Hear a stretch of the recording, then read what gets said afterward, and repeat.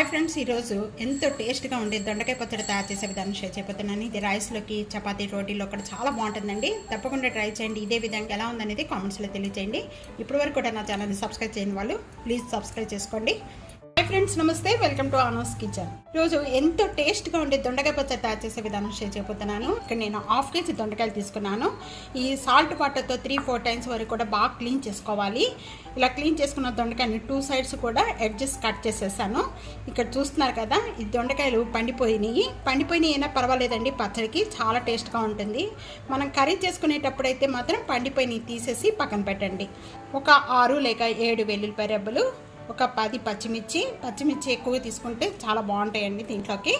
అలాగే ఒక టమాటా, 1 tablespoon జీరా, ఒక చిన్న ఉసిరికాయ అంత చింతపండు, ఒక 2 tablespoon పల్లీలు, కొద్దిగా కరివేపాకు, కొత్తిమీర ఉంటే కొత్తిమీర కూడా వేసుకోండి, చాలా బాగుంటుంది. ఇంకా చిన్న చిన్న పీసెస్గా కట్ చేసుకుంటే ఈ దొండకాయలు అనేది తొందరగా వేగిపోతాయండి. ఇలా ఈ విధంగా చిన్న చిన్న పీసెస్ కట్ చేసుకోండి. దొండకాయ పచ్చడి తయారు చేసుకోవడానికి నేను ఇక్కడ ప్యాన్లో 2 tablespoon ఆయిల్ యాడ్ చేస్తున్నానండి. ఆయిల్ బాగా కాగిన వెంటనే కూడా ఇక్కడ పచ్చిమిర్చి అండి ఇలా మధ్యలో కట్ చేసేసుకొని వేసుకోండి. ఇవి పేలకుండా ఉంటాయి. ఇవన్నీ కూడా వేయించుకునేటప్పుడు మీడియం ఫ్లేమ్లో పెట్టుకొని వేయించుకోండి. వీటితో పాటు ఇక్కడ మనం పల్లీలు తీసుకున్నాము, 2 tablespoon పల్లీలు కూడా యాడ్ చేసేసుకొని ద్వారగా వేయించుకోవాలి. ఇక్కడ ఈ రెండు వేగేటప్పుడు మూత పెట్టేసుకుందామండి. మూత పెట్టేసుకుంటే మనకి పచ్చిమిర్చి అనేది చిట్లకుండా ఉంటాయి. మధ్యలో కలుపుతూ ఉండండి. ఇప్పుడు మూత ఓపెన్ చేద్దామండి. ఇంకా వేగిన వెంటనే కూడా ఇవన్నీ కూడా ఒక ప్లేట్లో తీసుకొని చల్లార్చేద్దామండి. ఇంకా మనం ఆయిల్ ఏమి యాడ్ చేయని అవసరం లేదు. ఇక్కడ దొండకాయ ముక్కలు యాడ్ చేస్తున్నాను ఈ ఆయిల్లోనే. దొండకాయలు వేగుతూ ఉండగానే ఇక్కడ టమాటా కూడా దీంట్లోనే యాడ్ చేసేస్తున్నాను. టమాటా కూడా దీంతో యాడ్ చేయడం వల్ల ఇవన్నీ కూడా మట్టిపోతాయండి. కూడా దీంతో పాటు సాల్ట్ యాడ్ చేస్తున్నానండి. సాల్ట్ యాడ్ చేయడం వల్ల దొండకాయ పీసెస్ తొందరగా వేగిపోతాయి.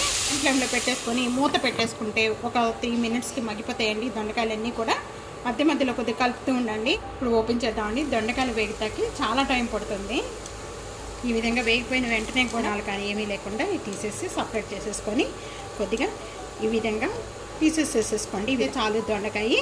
ఇక్కడ చింతపండు కూడా యాడ్ చేసేసుకొని మూత పెట్టేసుకుంటే ఇక్కడ వేడిగా ఉన్నాయి కాబట్టి దొండకాయ పీసెస్లో చింతపండు కూడా దాంతోపాటు కొద్దిగా మెత్తబడిపోతుంది. మిక్సీ జార్లో మనం ముందుగా పచ్చిమిర్చి, ఇక్కడ పల్లీలు వేయించుకున్నామండి, చల్లారిపోయినాయి. ముందు ఇవి మెత్తగా చేసేసుకుందాం.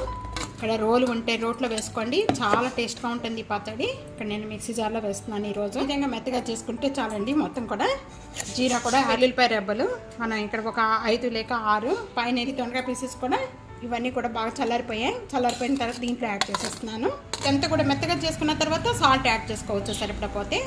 మొత్తం మెత్తగా చేసేసుకుందాం. ఈ విధంగా మెత్తగా చేసుకోవాలి. చూస్తున్నారు కదా, ఈ విధంగా చేసుకుంటే చాలండి. ఈ విధంగా మెత్తగా చేసుకున్నంతా కూడా ఒక బౌల్లోకి వేసేస్తున్నాను.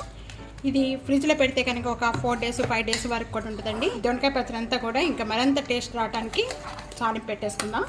వేరొక ప్యాన్ పెట్టుకున్నాము. పోపు పెట్టుకోవడానికి ఇక్కడ నేను 2 tablespoon ఆయిల్ యాడ్ చేస్తున్నానండి. మనం పచ్చడి ఎంత అయితే ఉందో దాన్ని బట్టి ఇక్కడ ఆయిల్ యాడ్ చేసుకోవాలి. తాలింపుకి ఆయిల్ ఎక్కువగానే ఉంటే బాగుంటుందండి. తాలింపుకి ఆయిల్ బాగా కాగిన వెంటనే కొద్దిగా కచ్చిపిచ్చిగా నూరుకున్న వెల్లుల్లిపాయ రెబ్బలు ఒక 3, ఇవి వేగుతూ ఉండగానే ఒక 1/4 tablespoon శనగపప్పు, ఇవి కొద్దిగా ఆఫ్ వేగంగానే ఒక మినప్పప్పు అండి, ఒక 1/4 tablespoon మినప్పప్పు, 2 ఎండుమిర్చి, ఒక 1/4 tablespoon జీరా, 1/4 tablespoon ఆవాలు. ఇవన్నీ కూడా తాలింపు ఎంత బాగా వేగితే పచ్చడి అంత టేస్ట్ వస్తుందండి. బాగా వెర్రగా వేగాలి. ఇవన్నీ పైన వెంటనే కూడా కొద్దిగా స్టవ్ బంద్ చేసేసాను.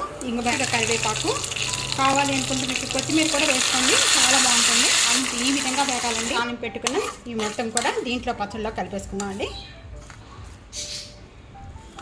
తప్పకుండా ట్రై చేయండి. రోటీ, రైస్లోకి వీటన్నిటిలో కూడా చాలా బాగుంటుంది. ఉందనేది కామెంట్స్లో తెలియజేయండి. సబ్స్క్రైబ్ చేయడం మర్చిపోతే ఫ్యామిలీతో, ఫ్రెండ్స్తో వీడియోని షేర్ చేస్తుండండి. వీడియోని లైక్ చేస్తుండండి.